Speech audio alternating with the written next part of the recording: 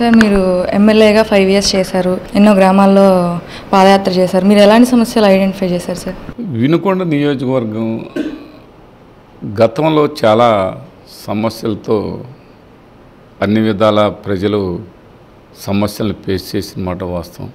ఈనాడు వినుకొండ నియోజకవర్గం వైఎస్ఆర్ ప్రభుత్వంలో చిన్న బడుగు బలహీన వర్గాల వారు ఎక్కువ మంది ఈ ప్రాంతంలో నివసిస్తుంటారు. వాళ్ళందరికి కూడా గౌరవ ముఖ్యమంత్రి జగన్మోహన్ రెడ్డి గారి సంక్షేమం అన్ని విధాల అందరినీ సాటిస్ఫై చేయగలిగింది.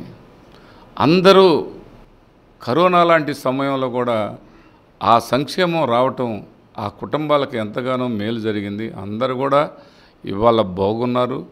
మా ప్రాంతం కూడా మంచిగా పంటలు బండి మంచిగా అందరూ కూడా రైతులందరికీ గిట్టుబాటు ధర ఉంది. ఇవన్నీ కూడా బాగా హ్యాపీగా ఉన్నారని మేము అనుకుంటున్నాం.